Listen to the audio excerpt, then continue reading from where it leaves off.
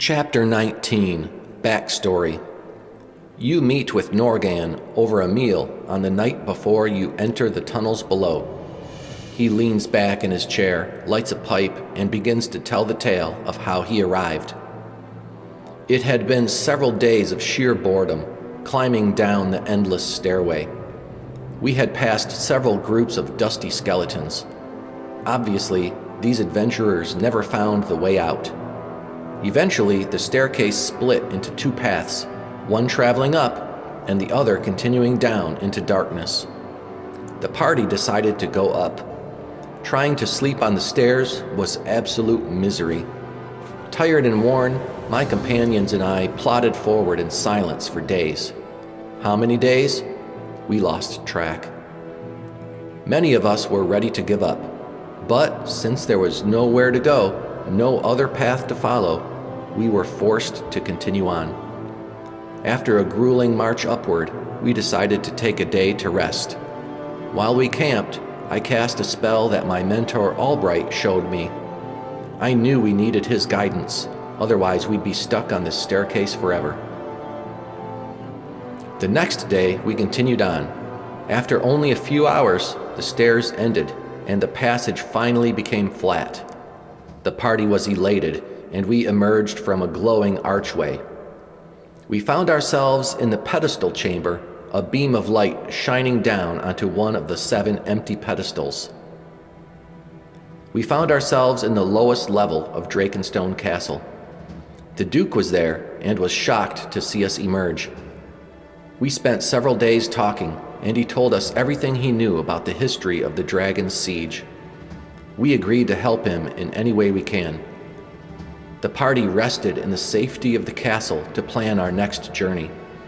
I spent nearly all of my time in the library, searching for old tomes that might give insight into defeating the dragons. I closed my eyes, cast a spell, and waited for the most appropriate book to float over to my open hands.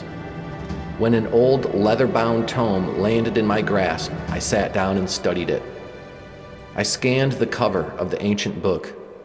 Bound in rich leather, it bore a symbol of the moon encircling a pair of skulls. Which deity did this represent? It did not match any of the known symbols I had ever encountered. What did it mean? Perhaps it was the signature of the author. I used the power of my sorcerer's sight to seek out magical traps, exploding runes, curses, or other unexpected hazards. Seeing a rainbow of bright colors in its glow, I sighed in relief. No wards protected this book, although it was no ordinary mundane tome. Its pages must contain magical spells, enchantments, or divine rites. I wondered how many centuries ago this treasure was written. Perhaps there was a clue inside. Blowing the dust off the cover, I opened it and began reading. The history of DrakenStone Castle. The humans ruled the plains, the elves ruled the forest, the dwarves held the mountains and everything that lies beneath. For centuries, these 3 nations warred on each other. There were times of fragile truce when 2 of the nations schemed against the 3rd, and there were times when a nation withdrew back to its own borders. Usually this was a time when that nation warred upon itself. But then the dragons came. A devastating rain of fire fell upon the land, ravaging the territory of all 3 nations. Yes, even the dwarves were blasted out of their ancient subterranean homes by the dragons and their minions. The dragons were almost godlike in their power. There was simply no defense against the monster's fire breath. It seemed impossible to slay the beasts without an entire army of archers. And once a dragon was finally on the ground, its jaws and tail made it impossible to approach. For those that did, swords and axes seemed to do little damage. Just when it looked like an end had come for the age of mortals, the 3 nations did something unprecedented. They met in peace to discuss the actions that all 3 nations could take together to benefit all. This meant uniting in battle to defeat the dragons. Their first step was to seek allies. They had to do it quickly, since the dragons seemed unstoppable and would soon leave nothing but a smoldering crater for a continent. So they sent out diplomatic parties to gather gnomes, felines, lizard men, and even the dark dwarves and dark elves. Of course, the three nations did not trust each other. So, if one or more nations was represented with an ambassador for a quest, the third nation would of course demand to participate, lest they miss out on key information that the two other parties uncovered. This led to at least a dozen missions, with parties made up of humans, elves, and dwarves. These groups departed on impossibly long journeys, and at least half were never seen again. Next, they sought weapons. Each nation explored their own legends in an effort to uncover secret or powerful items that they could use against the dragons. Catapults, arbalests, giant crossbows, poisons, liquid fire, clockwork flying machines, and of course, legendary swords. And finally, they sought magic, both arcane and divine. This was usually done in secret, but dire times meant that any new magic discovered had to be shared for the good of all the races. First, it was the wizards who called a conclave. The premier meeting of its kind, no one knew where to begin, as it was widely known that human magic was completely different than elven magic, and thus incompatible. However, through cooperation, they discovered how to enchant a gem with the power to weaken a dragon. The closer the gem came to the dragon, the weaker it becomes.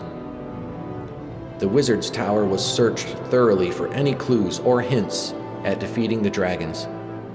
On a forgotten dusty shelf, a jar with a dragon's eye was found. The wizard soon found that if a real dragon's eye was used to complete the spell, the gems became extremely powerful. Then the religious leaders got together. Again, all the practices of men, elves, and dwarves were different, but by cooperating, they uncovered new secrets. They studied their history books, especially the records regarding killing a dragon. A dozen red swords were forged, hot and glowing from magical fire.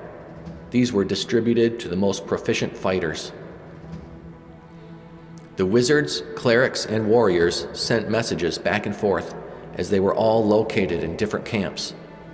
The dragon's minions often intercepted these messages. So, it was decided that the central location be chosen. They would have to build from scratch. No existing building would do. So they picked the top of a hill, surrounded by flat land, so that it could be easily defended. The bravest warriors from all nations gathered there, then sent out to find and defeat the dragons and bring back their eyes in order to turn them into enchanted gems. Next, the dwarves quarried rocks, which they embossed with their rune enchantments and arcane seals. Then the elves embedded magical gems, 7 in all, into the foundation. The humans provided the manual labor as well as a small army of archers. Soon a towering castle stood, which had magic so strong the dragons were weakened and repelled. The dragons attacked the castle every day, despite the human archers along the walls. The magic gems within the foundation kept the structure perfectly intact. Indeed, the dragons could never penetrate the castle. From here, the nations won the war against the dragons. Norgan closed the book. He saw a mark on the back indicating the year that it was written, almost exactly 3,000 years ago. Now, there is a completely new generation of leaders, a council of 10. The castle gets attacked every day by dragon breath, and the number of humans stout enough to defend the walls are few. Some areas of the castle have no patrol at all. The constant dragon fire has blackened and misshaped the rocks. But all their fire could not melt the castle. It still stands to this day, impervious to the damage. The Council of 10 have sent parties out to race across the plain to seek the shelter of the forest, or what's left of it. None have survived. They've sent parties with magic and flying machines up into the clouds to seek the safety of the mountains, but all have met their demise. Now they seek to conscript a young adventurer, one which will travel downward into the depths below. This conscript will traverse to the ancient and forgotten labyrinth of the lost. This hero is the last hope for the survival of the inhabitants of DrakenStone Castle. Will they be able to find one or more of the Dragon's Eye gems? Will this new warrior find their enemy waiting, the dragons and their minions? Will they find allies, others who are compassionate to our cause? Can they find a way to the surface and find more elves or humans to come to their aid? Will they find a tunnel to the surface so that all the citizens of DrakenStone Castle can escape? Please turn to Chapter 20.